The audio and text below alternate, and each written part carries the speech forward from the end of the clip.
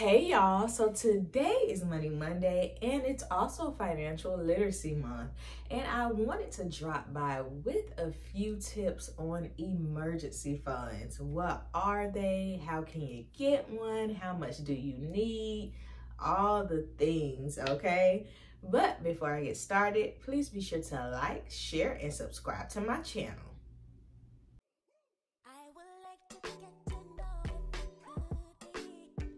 So first things first, y'all, what is an emergency fund? An emergency fund is 3 to 6 months of essential expenses that you would need in case of an emergency, like a job loss, maybe a death in the family, basically anything that would kind of step in the way of you being able to work, right? So when I say essential expenses, what am I talking about? So I'm talking about light, rent, gas, food. Those are the things that I'm talking about when it comes to essential. You know, I've told this story a few times on my channel, but I was always pretty okay with saving money, but it would never last that long, right? So I remember that by the top of the year, so my birthday is in January, so by the top of the year, my birthday was rolling around, it was like I never had any money left, and that was because I had been dipping into my savings throughout that entire year. And then, you know, once the beginning of the year hit, you know, your girl was on E. You know, so it's important, you know, that you are able to, you know, utilize that emergency fund when an emergency arises, and that it stays, you know, within that 3 to 6 months range. Now, some people like to do more than that. I think my ultimate goal is to have a year's worth or a year's salary of an emergency fund. You know, COVID, you know, showed us a lot. A lot of people lost their jobs. A lot of people's lives just changed financially. And I know that's something that definitely scared me straight. Because I was like, girl, if the world gonna end and we still got to pay bills, like, I need to, you know, have a little something stored away, okay? Now, I talked about, you know, 3 to 6 months of expenses, but how much is that, right? What is that dollar amount? That's something that is going to be personalized to each person. So how do you actually, you know, put a number on that? What you do is you get a pen and pad out, you get your calculator out, and you total up all of your essential expenses. So I'm not going to add in, you know, my grooming expenses, going to get my eyebrows waxed, nails done, things of that nature. No, I'm going to be, you know, to the things that I need. So total those things up, you know, get that whole total, and then do times 3, or then do times 6, or maybe you're trying to hit that 12 months goal, then do times 12, you know, and that's how you get that number.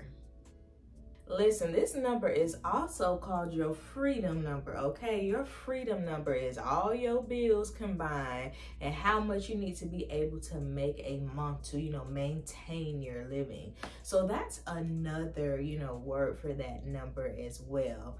Now, once you get that all totaled up, that moves us to the next part. You know, how do I save for this, right? And a way to do that is to, you know, pay yourself a percentage, you know, each paycheck. So are you going to pay yourself, you know, 20%? Is it 10? Is it even 30? You know, what does that look like? But you want to get that number to see how much it is. And then you want to get a time, you know, base stamp on that. You know, how many months do I want to be able to meet this goal, right? And you're going to utilize, you know, that to be able to, you know, kind of guide your percentages, you know, because if it's a shorter time frame, then yeah, you're going to have to raise that percentage. And then if it's not, you know, maybe you can lower it a bit. You know, when I was on my debt-free journey, I did the Dave Ramsey baby steps, and I had the $1,000 baby starter emergency fund.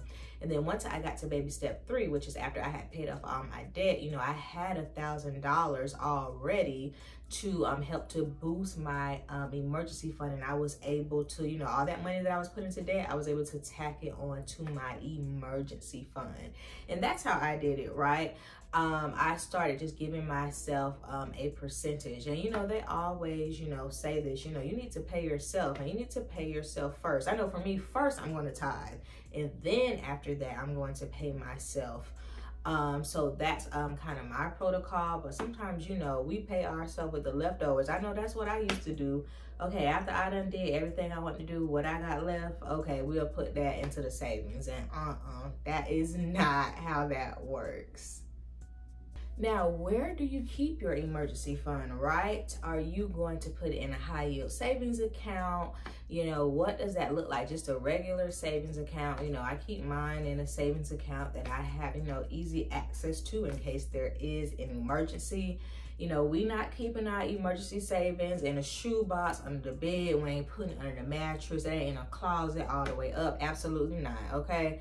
We are putting it in a bank, all right? That is very important. You want to make sure that that emergency fund is insured. Now, if you are someone who is afraid of, you know, dipping into it, because I used to do that too. You know, maybe you don't have a debit card for it. Maybe it's in a separate checking or savings account that you don't have a card for, that you actually have to go into the bank, you know, to get. So that's, you know, some ways to kind of safeguard that emergency fund. But if you don't need all of that, you know, then you just keep it in your regular savings that you have access to. You know, it's also important that you have a protocol for what is an emergency, right? You know, for me, my emergencies are medical, my car, you know, if something happened with my phone, you know, these are emergencies, right? You know, but going to get something to eat, buying that outfit, you know, because it's finally on sale. I say that because that used to be me. You know, sometimes still struggle with that. You know, girl, you gotta wait till the next sale, okay? You know, but you have to really get clear on what is an emergency. An emergency is something that's gonna stop my money. You know, I need my phone on, okay? That's where the money calls coming through. You know, I need my internet, okay? That's how I'm making my money. So, you know, anything that's going to stop your bag is an emergency.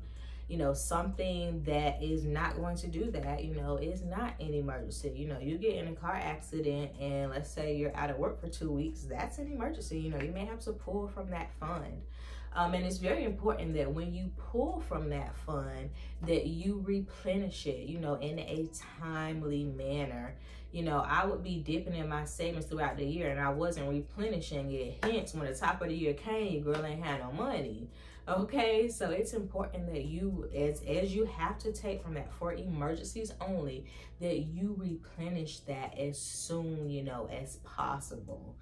Listen, if you want to know more about my debt-free journey on how to save money and all things money, don't forget to shop my $5 e-guide in the comments below. And don't forget to click this playlist here. Bye.